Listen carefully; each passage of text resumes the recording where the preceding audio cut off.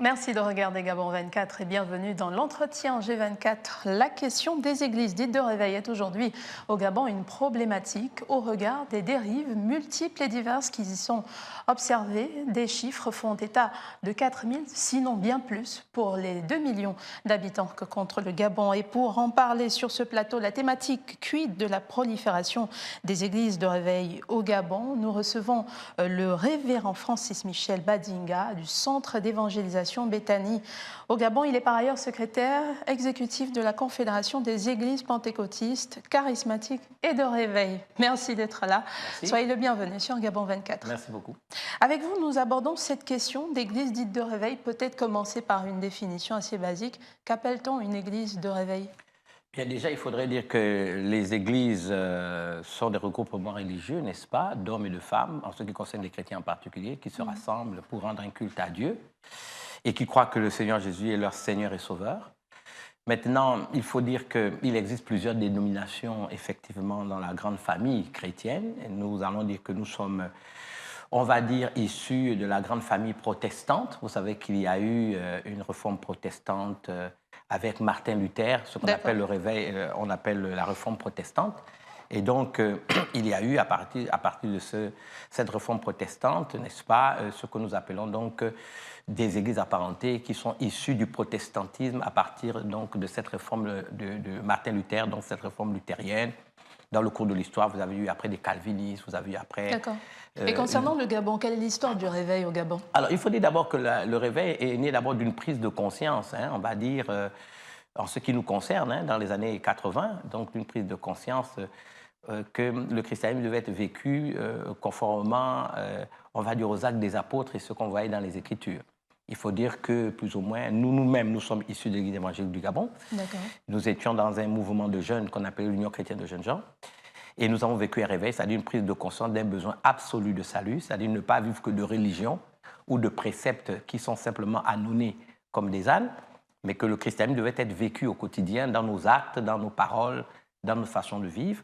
Et ces jeunes-là qui, à l'époque, ont vécu cette expérience, n'est-ce pas, ont voulu la partager. Et on veut dire plus ou moins que c'est plus ou moins dans ce mouvement, on va dire, qui a pris de l'ampleur, que les églises de réveil sont nées à travers le centre d'évangélisation Béthanie. Alors l'ampleur aujourd'hui, elle semble dépasser les attentes et même dépasser le contrôle. On parle de quelques 6 000 pour le seul Gabon. Il y a eu un problème à un moment. Non, il faut d'abord expliquer qu'il y a un problème fondamental dans notre approche, hein, en ce qui concerne un peu l'évolution, on va dire, des communautés religieuses au Gabon. Il faut dire que le grand problème d'abord que nous avons, c'est que le législateur gabonais n'a pas fait de la prospective, c'est-à-dire il n'y a pas eu une anticipation. Je vous raconte une anecdote. J'étais à Bordeaux un jour et je passais sur le pont de l'Aquitaine et j'ai trouvé des hommes comme des hommes araignées en train d'arranger le pont. Il faisait nuit. Et je me suis offusqué et je demandais à mon hôte, mais qu'est-ce qu'ils font sur le pont? Il m'a dit non, ils sont en train de renforcer le pont. Et j'ai dit, mais le pont, il n'y a pas longtemps qu'il a été construit. Ils m'ont dit, non, non, non, nous faisons de la prospective. C'est-à-dire qu'ils ont déjà fait, n'est-ce pas, des études et ils savent combien de voitures passent sur ce pont, n'est-ce pas, au cours d'une année. Et donc, ils projettent déjà en imaginant ou plus ou moins en supposant que, bon, les voitures, ce sera le double, n'est-ce pas, de voitures qui passeront sur ce pont. C'est ça le problème de notre législateur. Les gens sont restés figés sur 1842, l'Église évangélique est née au Gabon, 1872, l'Église catholique, et plus tard, les musulmans sont venus, mais il n'y a pas eu dans la pensée du législateur de se dire il va y aussi avoir une évolution de la vie religieuse dans le pays. Et par exemple, la problématique des églises de réveil aujourd'hui, c'est qu'au Gabon, tout ce qui est regroupement religieux qu'on ne peut pas définir comme protestant, catholique ou musulman, c'est forcément une église de réveil, et c'est une erreur. Il faut bien y regarder dedans. Tous ces gens ne sont pas forcément...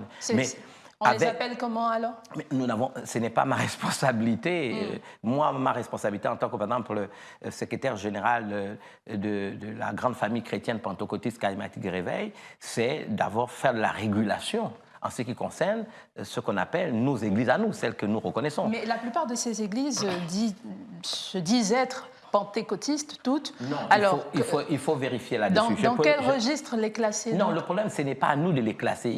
La Constitution reconnaît la liberté de culte et de conscience. Donc, je ne suis pas sur le plateau ici pour interdire l'expression religieuse. Dire que toutes les églises qui rentrent sous votre coupole sont contrôlées, Non, il faudrait dire qu'il y a une évolution de la vie religieuse, certainement avec une prolifération d'églises, mais il faut bien regarder ce qu'il y a à l'intérieur.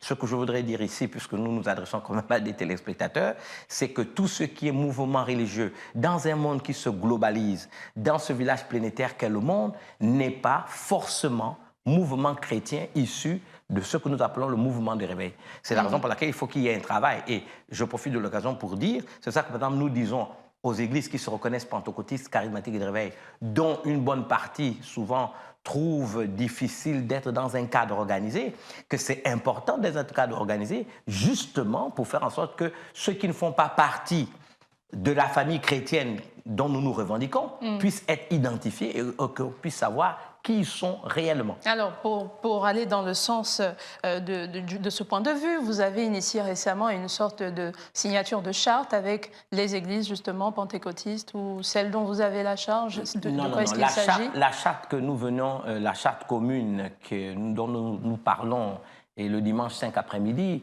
ne regroupait pas que les églises pentecôtistes, charismatiques et de réveil. Nous étions avec la communauté catholique, nous étions avec la communauté de l'église évangélique du Gabon et nous étions avec la communauté musulmane. C'était quoi cette charte? C'est une charte pour la défense des valeurs. Vous savez que le monde se mondialise. Nos États africains sont en proie à des pressions, on va dire, de lobbies et de mouvements venant de l'extérieur. Vous savez qu'il y a ce gros débat concernant, n'est-ce pas, l'orientation sexuelle dans les établissements scolaires, le mariage pour tous, comme on l'a vu en France, etc. C'était une charte vraiment des valeurs de façon globale. Voilà, où nous nous sommes mis d'accord pour dire, attention, nous sommes des régulateurs de conscience, nous sommes des éducateurs, nous sommes des formateurs. Est-ce que nous ne pouvons pas, au-delà de nos différences, nous mettre ensemble et mettre une charte, n'est-ce pas, pour que nous puissions être une expertise pour l'État gabonais et pour la première institution de la République, justement pour le faire. De ce rôle un peu de défenseur de valeurs que vous avez pris aux côtés des autres responsables des autres religions, est-ce qu'il ne serait peut-être pas aussi temps d'en faire autant pour ce qui est du message? Parce que là, maintenant, on va parler du message même qui est divulgué ou alors distillé aux fidèles dans ces églises-là, au-delà du contrôle du ministère de l'Intérieur. Est-ce que vous, qui êtes parmi les piliers de l'Église dite de réveil au Gabon, ce n'est pas aussi votre responsabilité? Oui, à partir du moment où nous avons une mission d'éducateur, à partir du moment où nous avons une mission d'encadreur de conscience, moi je fais partie de ceux qui pensent que l'Église doit être un lieu de refuge. L'Église doit être un endroit où, dans cette pression qu'il y a dans le monde, les gens ont besoin de sérénité, les gens ont besoin de paix, et ils ont besoin, dans un monde très difficile, avec les crises, n'est-ce pas, multiformes que nous connaissons, du fait aussi de cette globalisation. Qu'est-ce qu'il y a dans le monde? Il y a la crise économique, il y a la crise financière, il y a la crise morale qui, pour moi, est la mère de toutes les crises. Et l'Église doit être l'endroit où les gens peuvent se retrouver, où les gens peuvent rentrer en eux-mêmes, où les gens peuvent rechercher la paix qu'ils recherchent. Donc, à partir de ce moment, il est tout à fait normal qu'en ce qui concerne les leaders que nous sommes, nous devons avoir un message, n'est-ce pas, qui répond aux aspirations de notre peuple. Maintenant, ce message qui répond aux aspirations de notre peuple, des aspirations des hommes, quel que soit leur rang, grade et qualité ou positionnement dans la société, doit être basé sur les livres sacrés. Quand je dis les livres sacrés, c'est parce que j'englobe l'ensemble des communautés, mais en ce qui nous concerne, doivent être basés sur la Bible. Qu'est-ce que la Bible enseigne? Ce sont des valeurs. Est-ce que ce n'est pas dessus que, justement, ces pasteurs, entre guillemets, surfent ce désespoir, cette quête des populations? Non, je pense qu'il y a... Moi, je veux vous parler du domaine que je connais le mieux. Il y a l'appel. Je voudrais revenir d'abord là-dessus. L'appel, c'est la vocation. Je suis convaincu que même un médecin, je prends un exemple, un médecin, un jeune homme qui décide après son bac de faire des études de médecine et qui veut être chirurgien, par exemple, quelque part, je crois que c'est une vocation. Il le ressent de l'intérieur. Bon, dans le jargon qui est le nôtre, nous disons « j'ai un appel ». Un appel, c'est-à-dire une vocation.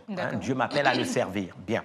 La question que nous devons nous poser, est-ce que la vocation doit, n'est-ce pas, nous exempter de la formation? Parce que souvent, quand nous parlons de ces débats, il y a beaucoup de confusion. La vocation, c'est important. Et moi, je vous donne un exemple, c'est Dieu qui appelle. Celui qui vous parlait, j'ai fini mes études à 22 ans, j'ai travaillé dans une grande société de la place, la Société d'énergie d'eau et du Gabon, j'étais à la direction technico-commerciale, j'ai travaillé après avoir fini mes études, et puis un jour, j'ai senti qu'il fallait tout laisser pour servir Dieu. Bien, c'est la vocation, c'est l'appel. Mais est-ce que l'appel, n'est-ce pas, est synonyme du fait d'être exempté de formation? Non, parce que le message que nous prêchons, il doit être véhiculé, il doit être transmis. Vous êtes d'accord avec moi? Donc cela nécessite des techniques, cela nécessite l'appropriation et la maîtrise d'un certain nombre de choses. Et à partir de ce moment, il faut une formation. Donc, cela nous disons aux nécessite gens, aussi d'abord d'avoir compris soi-même le message en question. Donc l'appel, et ça c'est peut-être dans les milieux qui sont les nôtres souvent, où les gens rechignent, n'est-ce pas, au fait que Dieu m'a appelé, puisque Dieu m'a appelé, je veux foncer. Mais après, on voit quand même qu'il y a quelques problèmes au niveau de la transmission du message. Il y a des confusions de gens, et à partir de ce moment-là, ce n'est pas tant un problème je vais dire, qui ne peut pas être résorbé, mais il faudrait que les structures de régulation qui existent dans nos différentes communautés puissent faire en sorte que la formation doit être une condition sine qua non pour pouvoir, n'est-ce pas, intégrer le fait de travailler et d'être à même de transmettre le message. Alors, pour ne pas parler de ces autres églises qui ne font pas partie de la congrégation pentecôtiste charismatique et de réveil, on ne parlera peut-être pas d'eux, mais ça ne veut pas dire qu'au sein même de cette congrégation pentecôtiste et autres, il n'y a pas de dérive. Comment se fait la formation? Pourquoi aujourd'hui tout le monde peut se lever et décider de transformer sa chambre en église? J'aime bien votre expression transformer. Non, le problème, c'est qu'il faut savoir que le problème de dérive n'est pas un problème propre aux communautés religieuses. Il y a des dérives partout. Si vous voulez prendre l'actualité gabonaise, voilà, on parle aujourd'hui de lutte contre la corruption, etc. Sauf que là, pour le cas avec vous, donnez-moi 2 minutes. Non, laissez-moi répondre à la question. Oui, je vous en prie. Donc, le problème, ce n'est pas, on va dire, la doctrine chrétienne qu'il faut remettre en cause. Ce qu'il faut remettre en cause, c'est les comportements humains. Et le comportement humain, c'est notre job, c'est notre travail. Donc, nous ne sommes pas ici censeurs ou juges, mais il faut comprendre que les dérives existent partout, du fait que malheureusement, et comme on dit, pour utiliser une expression très bien littéraire, on dit il y a toujours un mouton noir dans chaque famille. Donc, ce sont des comportements humains. Ce n'est pas parce qu'aujourd'hui, quelqu'un s'est levé le matin, a décidé par je ne sais pas quelle inspiration de se lever et de faire une église dans sa chambre ou de faire ce qu'il veut, que c'est l'ensemble, on va dire, des communautés qu'il faut mettre en doute. Alors, ou le message même qu'il faut peut-être pas l'ensemble, mais toujours est-il que c'est un exemple. Et donc, pour la personne qui se retrouve dans cette chambre qui est désormais une église, il sait que l'église au Gabon, c'est ça. Donc, c'est un exemple. Il est désormais un ambassadeur de ce que vous défendez. Il dit porter un message, mais à ce niveau, à 6000 églises, quel message finalement? Mais bien, écoutez, déjà la Bible déclare que Dieu est un Dieu d'ordre. Si vous regardez le texte biblique, dans une épître de Paul aux Corinthiens, Dieu est un Dieu d'ordre. Dieu n'est pas un Dieu de désordre. Et donc ça, il faudrait peut-être que nous puissions le comprendre. Donc, je redis encore une fois qu'il peut arriver des dérives comportementales, mais qui sont liées au comportement humain, qui sont liées au comportement des personnes. Mais cela ne veut pas dire, et je vais vous faire un texte, vous savez, moi je fais souvent un texte psychotechnique à mes étudiants en faculté, je prends une grande feuille blanche, je mets un tout petit point noir avec mon bic, et puis je leur pose la question, qu'est-ce que vous voyez? Alors tout le monde va vous crier, je vois un point noir. Mais je dis, écoutez, le point noir ne représente pas toute la surface, vous comprenez, de la feuille blanche, qui est beaucoup plus importante que le point noir. Et donc souvent... Toujours est-il que le point noir vient entacher la blancheur de la feuille. Oui, mais il y a un point noir, mais ce n'est pas plus important que la plus grande partie de la surface, n'est-ce pas, mais il est aussi important parce que cette petite partie... Alors, que faire aujourd'hui pour trouver des solutions? Parce que même si ce n'est qu'une tâche sur tout un tableau qui est plus grand, il reste quand même vrai que certaines personnes, malheureusement, sont détournées par ces pseudo-pasteurs. Voilà. Alors, ce que vous dites est intéressant, et puisque nous sommes là aussi pour informer, faire de la pédagogie, mais surtout trouver des solutions. Et donc, la question que vous posez, je la trouve très sensée. Alors, la première chose qu'il faudrait reconnaître, c'est que l'État a des missions régaliennes. Il ne faudrait pas donner à tout le monde le rôle qui appartient à l'État. Nous avons dans nos États, vous savez que la liberté du culte est reconnue pour tous et le texte dit clairement sous réserve de l'ordre public. Donc l'État a des missions régaliennes. Et je le dis devant tout le monde, il y a des responsabilités étatiques que l'État doit assumer. Quelles sont ces responsabilités? Première responsabilité que l'État doit assumer, c'est la liberté de culte et de contrôle. l'État ne peut pas violer la Constitution qui reconnaît la liberté de culte et de conscience. Mais cette liberté de culte et de conscience doit être, n'est-ce pas, exercée dans un cadre organisé. Ce cadre organisé veut quoi? Veut que, premièrement, on reconnaisse que, je crois que c'est la Constitution, article 1er, alinéa 13, je pense, que les communautés religieuses gèrent et administrent leurs affaires de manière indépendante. Donc, il faudrait que l'État favorise que dans les grands groupes, vous comprenez, religieux, qu'à l'intérieur, ils aient des structures de régulation pour pouvoir, justement, administrer leurs différentes, on va dire, communautés. Donc, à partir du moment où ces communautés ont cette responsabilité, ces communautés doivent, prouver que celui qui exerce la fonction de mise du culte a eu un appel, je l'ai déjà dit, mais a été formé. 2, que les responsables qui lui ont reconnu l'appel et qui ont permis qu'il ait sa formation attestent, n'est-ce pas, du fait qu'il est apte à exercer. En latin, on parlera de auctorizzare, et auctorizzare peut se traduire par ordination, c'est-à-dire la personne, il y a une cérémonie qui a permis que cette personne, ayant suivi le process, n'est-ce pas, qui l'habilite à exercer une fonction ministérielle, par exemple, chez les catholiques, voilà, il a chez... été ordonné prêtre, ordonné pasteur, ordonné ceci, ordonné cela, et qu'à partir de ce moment, ayant la bénédiction, n'est-ce pas, de ses autorités, cette personne exerce. Deuxième, troisième chose, on doit identifier le lieu physique, géographique où il exerce. N'est-ce pas? On doit savoir qu'il est à tel endroit. On doit savoir à quelle grande famille il appartient. Est-il de la communauté catholique? Est-il de la communauté protestante? Et même dans la grande famille protestante, est-il de l'Église évangélique? Est-il de l'Alliance chrétienne et missionnaire du Gabon? Est-il pentecôtiste, charismatique de réveil? Ça aussi, ça doit être connu. Ça, c'est le premier volet. Deuxième volet, maintenant, ceux qui réchignent sous le prétexte doctrinal, que non, moi, Dieu m'a appelé, je n'ai de compte à rendre à personne. Souvent, qu'est-ce que je dis aux pasteurs? Voilà, la Constitution dit séparation de l'Église et de l'État. Bon, je leur dis souvent, pour m'amuser, séparation de l'Église et de l'État, mais les législateurs, et je pense à, je crois, Luc Ferry, qui a né l'origine en France en 1935, non, en 1902, excusez-moi, 1902-1901, bon, il a pris soin de ne pas dire séparation de l'État et de l'Église. On a seulement dit séparation de l'Église et de l'État pour permettre à l'État d'avoir toujours un espace, son droit de regard sur ce que font l'Église. Bon, peu importe.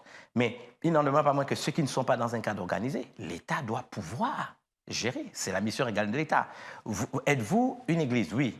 Quelle est votre fédération? Ils n'en ont pas. Bon, l'État doit leur dire le premier jour où vous aurez des problèmes et que personne ne peut, n'est-ce pas, être votre référent vis-à-vis de l'État, l'État sévit. Alors, qu'est-ce que vous appelez problème? Le jour où vous aurez des problèmes, quels problèmes? Mais vous dénoncez vous-même, vous parlez de manquements, vous parlez de dérives. Je pense que c'est les expressions que vous avez vous-même utilisées. Un problème n'est évoqué que lorsque la personne qui est impliquée reconnaît qu'elle a un problème. Alors, nous, on peut observer de l'extérieur des dérives, mais les fidèles qui sont à l'intérieur, peut-être parce qu'ils ont suffisamment été bassinés, endoctrinés, écoutez, psychologiquement influencés, peut-être. Je vais vous dire quelque chose. Nous ne doutons pas qu'il y a des sectes pernicieuses dans le pays. Nous ne doutons pas. Il faut qu'on soit sérieux. Il y en a. Je vous ferai référence tout à l'heure à ce que j'ai appelé le village planétaire qu'est le monde. Aujourd'hui, vous avez des groupements religieux qui rentrent dans le pays. Ce sont des pseudo-ministres du culte qui racontent des histoires, et nous le savons. Mais moi, ce que je dis souvent, il ne faudrait pas qu'on arrive au stade où la problématique, on va dire de l'évolution des communautés religieuses au Gabon devienne un problème de sécurité nationale. Parce que dans d'autres pays, ça a été un problème de sécurité nationale. Il ne faudrait pas que ce soit le maillon faible, on va dire, de la chaîne des entités sociétales par lesquelles, on va dire, utilisons une expression que nous connaissons, que le diable va rentrer dans le pays pour faire le désordre. Donc il faudrait que nous-mêmes, si nous voulons préserver nos communautés, si nous voulons préserver cette liberté de culte, que nous soyons quelque part nous-mêmes aussi nos propres gardiens des valeurs, n'est-ce pas, auxquelles nous croyons. Si, je donne un exemple, parce que j'ai la vocation, j'ai envie d'être médecin, je ressens que Dieu m'appelle à être médecin, que je prends un boustouri et que je rentre directement dans un hôpital et demande au médecin, aujourd'hui, y a-t-il quelqu'un opéré? Mais j'ai l'appel, n'est-ce pas, j'ai la vocation pour opérer, et que le médecin me laisse prendre, n'est-ce pas, le bistouri pour ouvrir le ventre de quelqu'un que je n'ai pas été formé, il y aura quand même problème. Ce sera une tragédie. Vous êtes d'accord avec moi? Donc, il faudrait que l'ensemble des responsables des communautés religieuses prennent au sérieux cette problématique. Tout le monde n'est pas voyou, certes, mais il y a des gens qui se sont infiltrés et qui sont des voyous.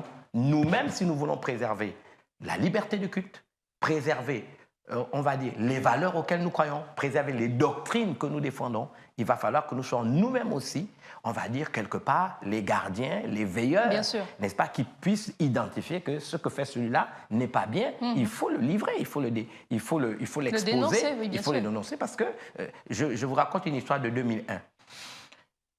2001, nous avons dû rencontrer le feu président Omar Bongo Ondimba parce que, bon, il y a eu un problème avec l'ensemble des communautés. Et puis, le président de la République de l'époque a demandé quelles étaient les solutions que vous avez préconisées. Nous avons dit, bon, nous voulons, pour nous protéger du désordre, créer une confédération. C'est comme ça que notre confédération est née, Confédération pentecôtiste charismatique et de réveil. Et qu'à l'intérieur de ces confédérations, nous aurons des fédérations qui vont adhérer à la grande confédération, étant entendu que le président à l'époque nous a dit, l'État n'a pas besoin de 10 000 interlocuteurs. Nous avons créé la Confédération. Et le président à l'époque avait dit, nous souhaitons pas entendre parler de prolifération de fédérations. Bon, on en a aujourd'hui plus d'une quinzaine, ça c'est vrai. Entre-temps, les églises ont évolué. Nous sommes arrivés finalement à la prolifération. Entre-temps, voilà, il y a eu quand même un certain nombre. Bon, c'est un moindre mal, mais à partir du moment qu'ils peuvent être identifiés et que nous puissions nous organiser autour, n'est-ce pas, de cette grande structure qui les représente. Mais lorsque moi j'ai fait des enquêtes, parce que la mission m'avait été donnée, nous avons à l'époque recensé 270 églises qui avaient des récépissés provisoires, mais dont ceux qui étaient à la tête n'étaient ni pasteurs ni chrétiens. On a trouvé parmi eux des marabouts, on a trouvé parmi eux des gens dont il y avait des réseaux, les gens réussissaient à se faire des papiers pour entrer et pour exercer officiellement une activité ecclésiastique dont ils n'étaient pas eux-mêmes. Si vous trouvez un marabout, moi j'ai trouvé des gens qui ne parlaient pas français. Et heureusement que vous aviez des gens aussi, on va dire, pointu dans l'organisation. À l'époque, c'était le ministre Ngari avec qui j'avais dû discuter, et l'actuel ministre de l'Intérieur, qui est le ministre Mata, qui a une grande expérience dans la gestion des affaires, puisqu'il était longtemps. Si nous n'avions pas eu ces gens qui étaient assez rigoureux à l'époque, comme le ministre Mata actuel, qui était secrétaire général, je ne sais pas où nous en serons aujourd'hui. Mais pensez-vous que nous ne sommes pas passés de 270 à peut-être voir 1000 ?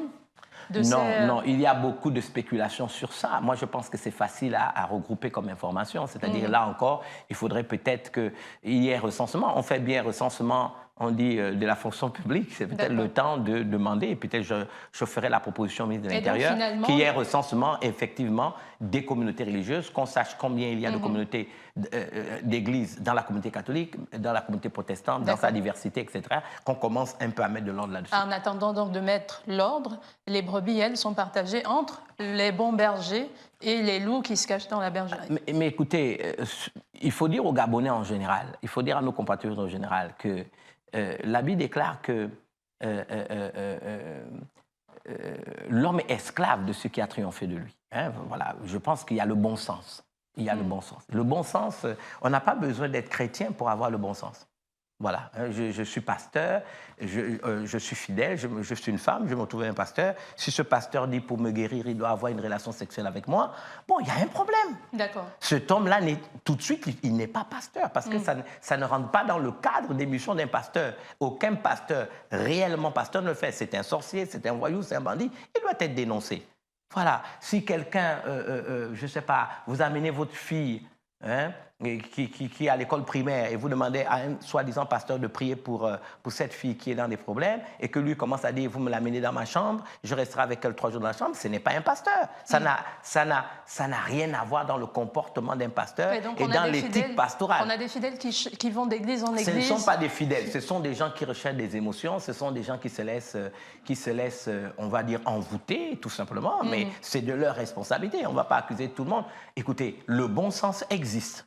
On n'a pas besoin d'être à l'église pour avoir le bon sens. Un citoyen, un Gabonais ou un Gabonais d'adoption comme un Gabonais d'origine, il y a le bon sens. Ça s'apprend par l'éducation qu'on a reçue de nos parents, ça s'apprend par ce qu'on dit à l'école, parce que pour ceux qui sont moins passés à l'école, nous ne sommes pas dans la grande majorité des Gabonais des analphabètes, on a quand même le bon sens. Donc, révérend, juste pour clôturer, on retient qu'en attendant donc que la grande congrégation, alors qu'une partie de pouvoir de contrôle soit déléguée à la Confédération et que le ministère de l'Intérieur et donc l'État fassent son rôle de contrôle, il faut faire appel au bon sens de chacun. Oui, mais nous avons déjà des structures de régulation. C'est-à-dire qu'il ne faut pas penser qu'il n'y a pas un travail qui est fait. Nous avons déjà des structures de régulation.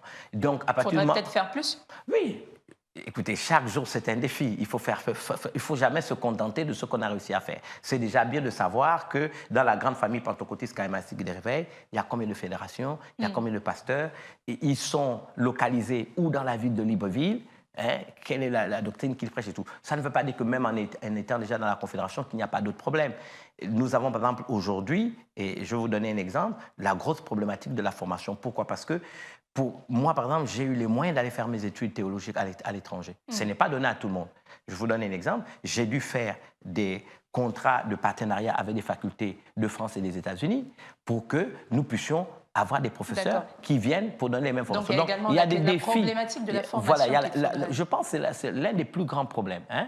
Et puis, nous avons essayé de régler ça. Aujourd'hui, vous avez au niveau de l'Église pentecôtiste, ils ont un centre de formation. L'Alliance chrétienne, Émission du Gabon, un centre de formation. L'Église évangélique du Gabon, un centre de formation. Nous, au Centre Vincent Béthanie, nous avons un centre de formation. Donc, je pense que nous pouvons trouver des solutions. Merci dans beaucoup, Révérend Francis Michel Badinga. Je rappelle que vous êtes du Centre d'évangélisation Béthanie au Gabon, secrétaire exécutif de la Confédération des Églises pentecôtistes charismatiques et de réveil. On parlait de la prolifération des églises de réveil au Gabon. Merci à vous de nous avoir suivis. À très vite sur nos antennes. Merci.